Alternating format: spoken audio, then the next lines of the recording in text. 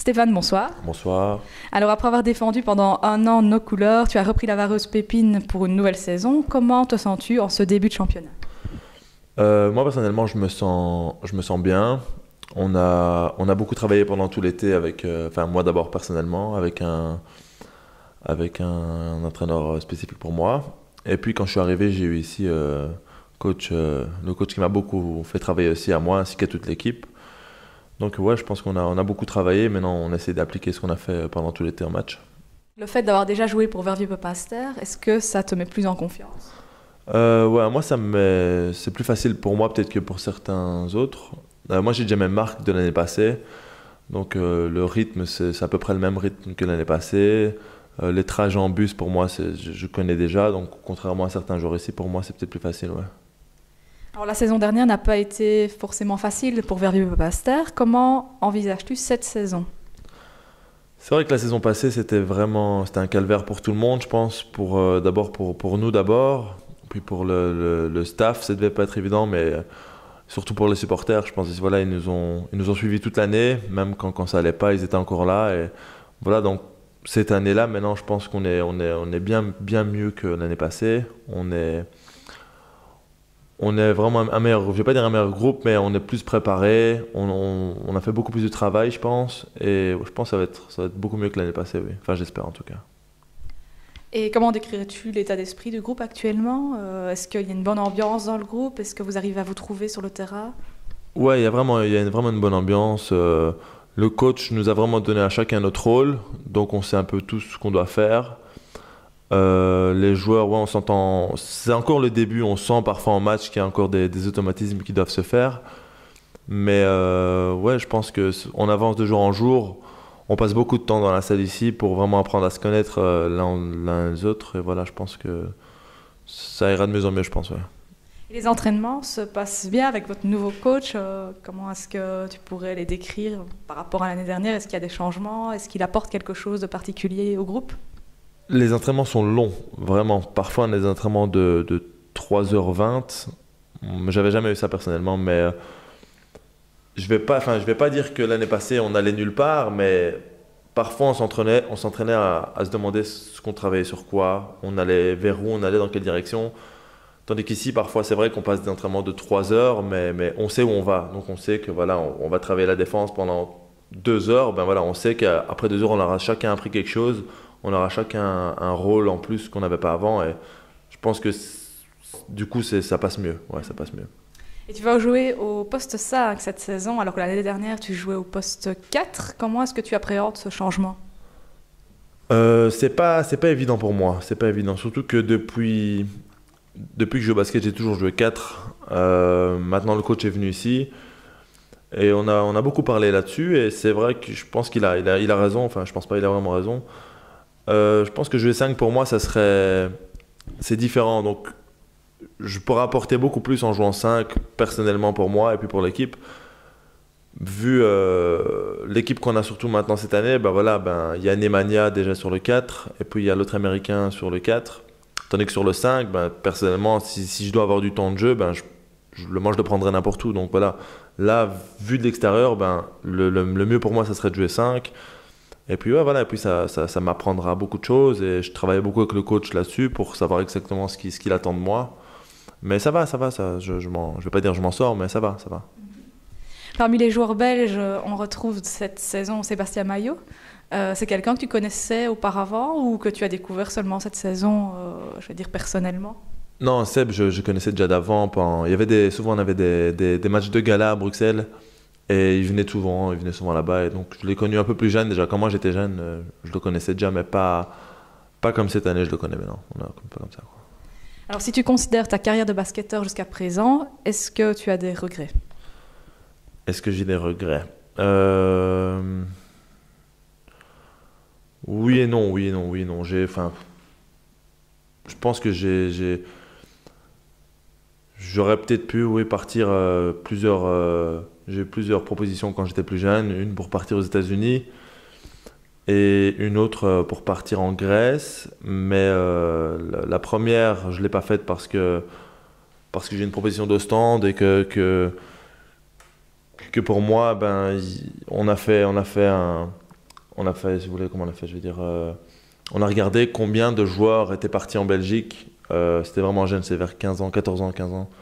Combien de joueurs sont partis de Belgique, ont été aux États-Unis et ont terminé pro? Et puis c'est le coach de stand qui m'a fait ça. Et puis il m'a fait, regarde maintenant combien de joueurs sont partis jouer au stand, ont fait la formation au stand et sont pro.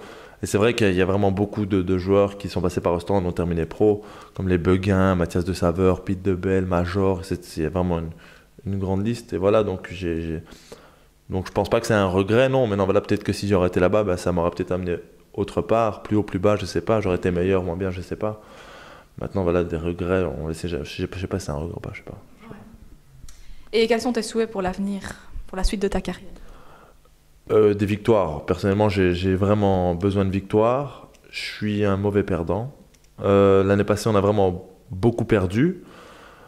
Alors mes souhaits, c'est avant tout, c'est de gagner. Je veux vraiment gagner des matchs pour moi, pour l'équipe, pour les supporters, pour juste ça. Et ouais, avoir du temps de jeu comme maintenant. Là, je suis satisfait. Enfin, je suis content de comment ça se passe.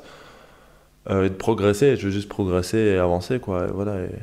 Et gagner, c'est juste ça. Ça pourrait être une année charnière cette année ici à Verviers-Papaster. Ouais, vraiment, vraiment, vraiment. Surtout avec le projet du club qui est avec Axel, qui est vraiment quelque chose d'intéressant. Ça pourrait, comme vous dites, ouais, ça serait vraiment... C'est possible, ouais, surtout qu'on travaille vraiment beaucoup. On a vraiment une toute nouvelle équipe. Il n'y a personne de l'année passée qui est là, à part Brieux et moi. C'est fort possible que voilà, que...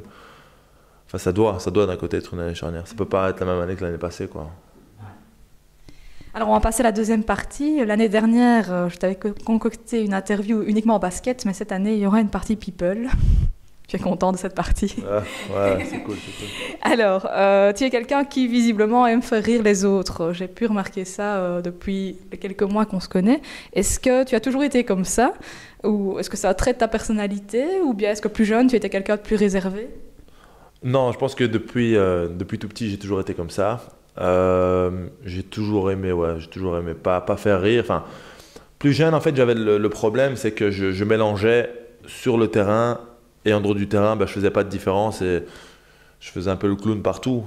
Tandis que à partir de 18-19 ans, vers la fin de stand, quand j'ai signé mon premier contrat pro, là j'ai commencé à faire vraiment la différence et sur le terrain, voilà, c'est quasi mon boulot et j'essaye d'être sérieux, de rester droit.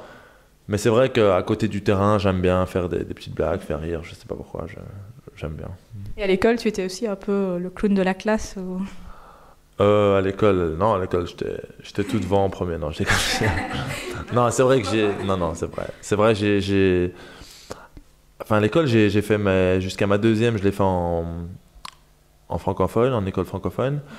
Et à partir de ma deuxième, j'ai terminé j'ai tout fait en néerlandais à Ostende, en fait. Donc là-bas, du coup, c'était moins drôle parce que personne ne me comprenait, vu que je parlais pas néerlandais. Donc j'ai dû apprendre. Et ouais, puis ça m'a bien aidé aussi, ça. Mais non, ça va, Ça va. Au plus je vieillis, au plus je me rends, je vais dire. On va dire ça. Est-ce que tu as des rituels d'avant-match? Est-ce que tu es quelqu'un de superstitieux en général? J'essaye de moins en moins, mais c'est vrai que jeune, quand j'étais plus jeune, c'était vraiment grave. Je crois que j'étais vraiment dingue, en fait. Je sais pas comment j'en venais là. Je venais à mettre d'abord ma chaussure gauche avant la droite, la chaussette la même chose. D'abord mettre le short et puis si je suivais pas mon rituel, dans ma tête, je faisais un mauvais match. Ça m'a beaucoup perturbé. Donc maintenant, j'essaie juste voilà, que je fais tout le temps la même chose avant le match. Donc le jour avant le match, je fais les mêmes entraînements que je fais le jour avant. Je prends le même nombre de shots que je prends, que c'est tout le temps la même chose. Et le jour du match, non, je fais rien de spécial. Je mange vraiment bien avant le match et je fais rien. Enfin, je fais que ce qui m'arrange en fait. Donc je fais rien de. J'essaye de rien faire justement pour pas rentrer dans. C'est dur d'en sortir en fait. C'est une zone vraiment, c'est pas bien. Je pense qu'il y a beaucoup de sportifs qui sont perturbés par ça, par ce rituel-là. Donc moi, j'essaye de pas rentrer là-dedans parce que c'est pas évident. Tu as plusieurs tatouages. Qu'est-ce qu'ils représentent? Est-ce que tu peux nous expliquer tout ça? Et est-ce que tu envisages d'en avoir de nouveaux dans un futur plus ou moins proche? Ouais, là, j'ai 3 tatouages. J'ai une balle de basket sur mon épaule à droite. Là, j'ai un tatouage en français qui veut dire si tu veux, tu peux. Et là, sur mon arrière-bras, j'ai un tatouage qui dit la famille. Ben, ouais, voilà, j'en ai trois. Je pense que je vais encore en faire un quatrième, je pense, au niveau du pecto ou au niveau des côtes. Je sais pas, j'hésite là. J'en parle beaucoup pour le moment, mais je crois que je vais le faire, ouais, t'as raison. Et tu as déjà une idée de motif ou... Ouais, mais je vais pas en parler maintenant avant. Parce que chaque fois que je dis quelque chose avant, ça se fait pas, donc j'ai arrêté de le dire ça. Je dis plus rien et quand c'est fait, mais On aura la surprise. surprise, voilà, surprise, voilà.